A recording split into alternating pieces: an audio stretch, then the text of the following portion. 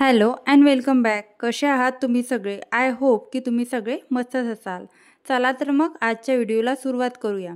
तर सकाळचं आपलं घाईचं रुटीन असते. कुणाकडे मुलांच्या टिफिनची घाई, तर कुणाकडे मिस्टरांच्या ऑफिसच्या टिफिनची घाई असते.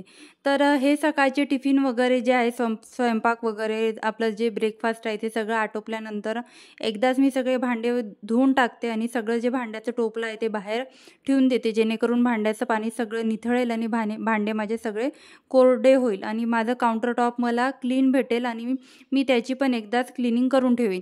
काउंटर टॉपवर जर आपल्या भांडे वगैरे पडून असले तर तो एकदम पसारा दिसून पडतो आणि सगळं ते घाण आहे ते दिसून पडते.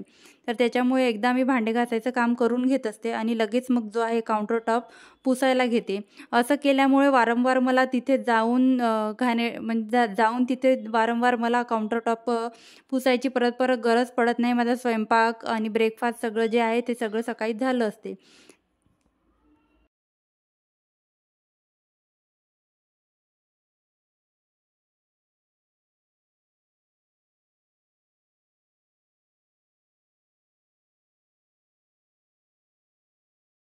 त्याचप्रमाणे लगेच जेव्हा माझे भांडे घासून झाले, माझं काउंटर टॉप जेव्हा रिकामं झालं, तेव्हाच मी एकदा गॅसची शेगडी आणि गॅस ओटा तो सगळा पुसून घेते आणि गॅस ओट्यावर जेवढं काही सामान आहे ते सगळं एकदा पुसून घेते. आता झालं असं, ही जी मी रॅक ऑर्डर केली ही उलटी ठेवली होती आजपर्यंत. आता बघा मी व्हिडिओमध्ये तुमच्या पुढेच ही सरळ केली. तर कसं आहे ना, तुमच्या पण लक्षात आलं नाही, तुम्ही पण मला सांगितलं नाही की ही रॅक जी आहे ती उलटी आहे.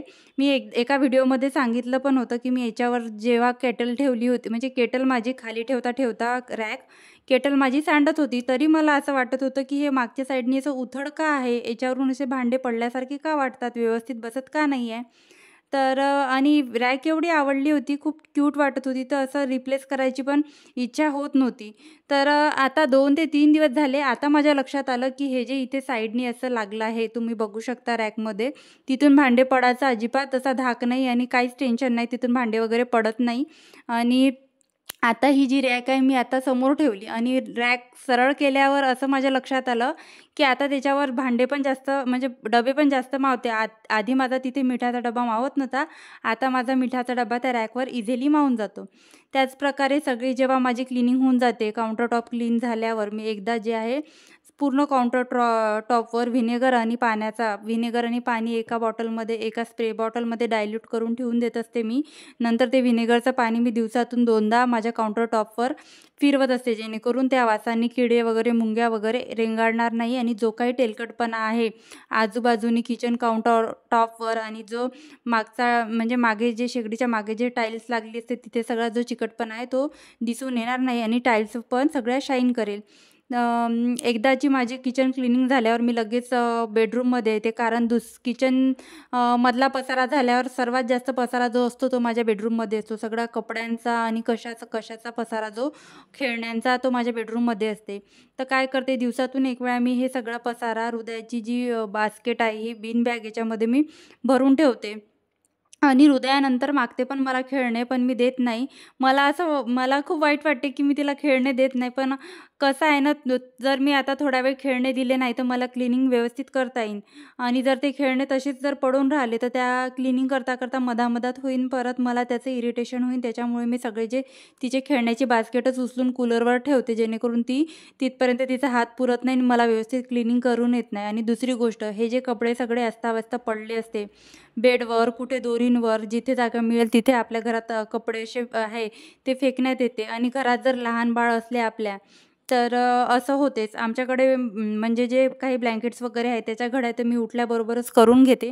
फक्त हे हृदयाचं छोटं ब्लँकेट जे आहे ते राहते उचलायचं आणि बेड फक्त नीट करायचं राहतं, तर ते बेड पण मी नीट करते. बघा, मी तिचे सगळे खेळणे ठेवले तरी ते खेळण्याचं ते बास्केटचं जे झाकण आहे त्याच्यासोबत ती खेळत फिरत आहे.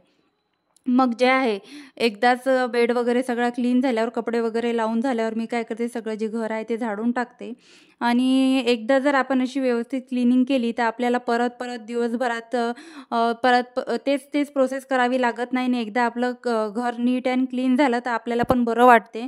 परत हीच जी प्रोसेस आहे मी संध्याकाळच्या वेळेला करते, सगळं आवरून सगळं व्यवस्थित ठेवणे. फक्त संध्याकाळच्या वेळेला जी आहे ती मी फरची पुसत नाही, फक्त सकाळी एकदा फिनाईल वगैरे टाकून फरची पुसून घेते. त्याचप्रमाणे माझ्या घरी असं काही मोठं टी-व्ही युनिट वगैरे आहे नाही की ते फक्त खूप मला असं पुसावं लागतं आणि खूप असं काम आहे. फक्त एक छोटा टी-व्ही आहे. त्या टीव्हीला एक हात मी मारूच शकते रोज माझी क्लिनिंग जेव्हा मी करते. फ्रीज आणि टीव्हीला मी एक हात मारूच शकते. आणि ही जी माझी खिडकी आहे, तर तुम्ही माझ्या 1-2 व्हिडिओमध्ये बघितलंच असेल इव्हिनिंग रूटीनच्यात, की ही जी खिडकी आहे इथे बरीच ऊन येते दुपारच्या वेळेला. माझ्या गॅलरीमध्ये एवढी ऊन येत नाही, तर कपड्याला ऊन लागली पाहिजे म्हणून मी या खिडकीमध्ये जे आहे कपडे आणून टाकत असते. तर 1 दिवसाआड 2 दिवसाआड मी ही खिडकी पुसत असते.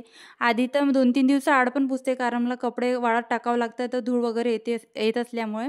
पण आता उन्हाळा लागला तर मला रोज इथे या खिडकीवर जे आहे धूळ दिसून येते. तर जसं मॅनेज झालं तसं मी खिडकी पण जेव्हा मला पोछा मारायचा असतो तेव्हा कोरड्या कपडानी खिडक्या ज्या आहेत ते एकदा पुसून घेते. आणि हृदया पण तिथे हात लावत राहते आणि धूळ जर तिला कुठे दिसली तर ती बोटांनी चाटत पण असते. तर त्याच्यामुळे मग ह्या खिडक्या क्लीन ठेवते. आणि एकदाच जो आहे घराला पोछा मारते. आणि गॅलरी, हॉल, बेडरूम, किचन आणि घराचा जो समोरचा भाग आहे. आता आमच्या इथे थोडा पोर्चसारखा आहे, जास्त काही मोठा नाही. कोणाकडे आवार वगैरे असते, मोठा पोर्च वगैरे असते, तर त्यांना जास्त वेळ लागते. तर तसं तर आमच्या इथे समोर पुसायचं असं काही नाही की पुसलंच पाहिजे. आमच्या इथे ताई येतात बाहेरचं सगळं जे आहे पुसायला, वरून खालपर्यंत त्या पुसतात. पण त्यांना यायला 12-1 असे वाजतात आणि आपल्याला असं वाटतं की आपली पूजा वगैरे व्हायच्या आधी सगळं जे घर वगैरे सगळं क्लीन टापटीप जर झालं तर आपल्याला छान वाटते, प्रसन्न वाटते. तर मी एकदा जे आहे समोरचं दारापुढचं पण पुसून घेते. आणि ऑब्व्हियसली आपण सगळी क्लिनिंग केल्यावर आपल्या दारापुढे छान छोटीशी अशी रांगोळी काढून ठेवतच असतो. आणि ही रांगोळी पण मला असं नाही आहे की रोज काढावं लागतं. 2 दिवस जर दार उघडलं नाही आणि हृदया तिथे रांगोळी मोडायला गेली नाही तर 2 दिवस आरामात राहते. त्याचबरोबर आता माझ्याकडे वॉशिंग मशीन वगैरे असं काही नाही आहे. तर बाथरूममध्ये जो काही कपड्यांचा पसारा आहे, जे काही कपडे आहे छोटे मोठे सगळे क्लिनिंगचे वगैरे सगळे कपडे मी बाथरूममध्ये टाकून देते. आणि सगळा जो कपड्यांचा पसारा आहे तो एकदाच जो धुवून आहे तो वाळू घालून देते. मी बाथरूममध्ये कपडे तसेच ठेवत नाही. आणि हृदयाचे कपडे म्हणजे माझं कपड्यांचं पण असं आहे, मी माझे जे किचन टॉवेल आहे ते वेगळे धुते, हृदयाचे कपडे वेगळे धुते आणि हृदयाच्या पप्पांचे कपडे जे आहे ते वेगळे धुवत असते. आणि आणि एकदाच आपण बाथरूम आणि कसं आहे आता वॉशिंग मशीन नसल्या याचं मला ॲडव्हान्टेज पण वाटते. जे कपडे आहे ते पसारा म्हणजे बाथरूममध्ये असला तो एकदाचाच आवरला जातो. आणि वॉशिंग मशीन असलं तर काय होते, आपण आता मशीन लावू नंतर मशीन लावू तसं करता करता ते कपडे तसेच पडले राहतात. आणि असं नाही राहत की आपण रोज वॉशिंग मशीन लावू, आपण 1 दिवसाआड लावू म्हणून आणखी ते कपड्यांचा असा भर आणि थर असा साचलेला असतो. मला ते बिलकुल आवडत नाही. मी असं म्हणत नाही की वॉशिंग मशीन आपण लावतो तर ते म्हणजे कपडे जमा करून आपण लावतो ती वाईट गोष्ट आहे. जी आता विज्ञानाने एवढी प्रगती केली आहे, एवढे जे साधनं आपल्यासाठी अवेलेबल केले आहे, तर आपण त्याचा पण उपयोग केला पाहिजे. आणि अजून आपली टेक्नॉलॉजी आहे ते पुढे गेली पाहिजे, त्याच्यासाठी आपण प्रोत्साहन दिलं पाहिजे. अशा वस्तू विकत घेतल्या पाहिजे. आता डिशवॉशर पण निघालं आहे. पण आता मी माझं पर्सनली ओपिनियन जे आहे ते मी दिलं. मला असे कपडे पडलेले आवडत नाही. जोपर्यंत माझ्याने होते तोपर्यंत मी कपडे असेच हाताने धुईल, मला दिसले की मी धुवून टाकेल, असं माझं पर्सनली ओपिनियन इथे होतं. आणि सिंक वगैरे आहे जे घाण होत असते, पेस्टचे वगैरे डागं तिथे लागून असते. आणि हृदयाचं कसं आहे, नवीन नवीन ब्रश करायला शिकली तर ती सिंकमध्ये थुकायला तर सिंकमध्येच जाते, पण तिचं सगळं इकडे तिकडे जे उडल्या जातं तर सिंक पूर्ण घासून घेते. आणि सिंकचा आजूबाजूचा जो एरिया जिथे जिथे ती हृदया थुंकली तिथे तिथे मी घासून घेते. कधी-कधी तर एवढं घाण करून ठेवते की मला संध्याकाळच्या टायमाला पण ते सिंक धुवावं लागतं. मम्मा थुकू दे, अजून पेस्ट दे, आणखी पेस्ट दे, याच्यावर लावून दे. असं वाटते ही खाते की काय हे पेस्ट, असं ती करत राहते. तर सिंक जर आपल्या घरी लहान मुलं आहेत तर ऑब्व्हियसली आपण सिंक जे आहे स्वच्छ ठेवायलाच पाहिजे. सिंक वगैरे स्वच्छ झालं की माझं शेवटचं काम असते ते बाथरूम जे आहे निरमा टाकून घासणे. तुम्ही फिनाईल टाकून पण घासू शकता. त्याच्यामुळे कसं हायजीनचा आपला प्रश्न जो आहे तो सॉल्व्ह होतो. तर अशा प्रकारे माझं डेली रुटीनमध्ये मी एकाच दमात जे आहे माझे कामं, क्लिनिंग सगळं आवरून घेत असते, जेणेकरून मला परत ती प्रोसेस करावी लागणार नाही. तर तुम्हाला माझे व्हिडिओ कसे वाटतात मला कमेंटमध्ये नक्की सांगा. आणि हो, व्हिडिओ जर आवडत असेल तर व्हिडिओला एक लाईक आणि चॅनलला सबस्क्राईब करायला विसरू नका. Bye bye.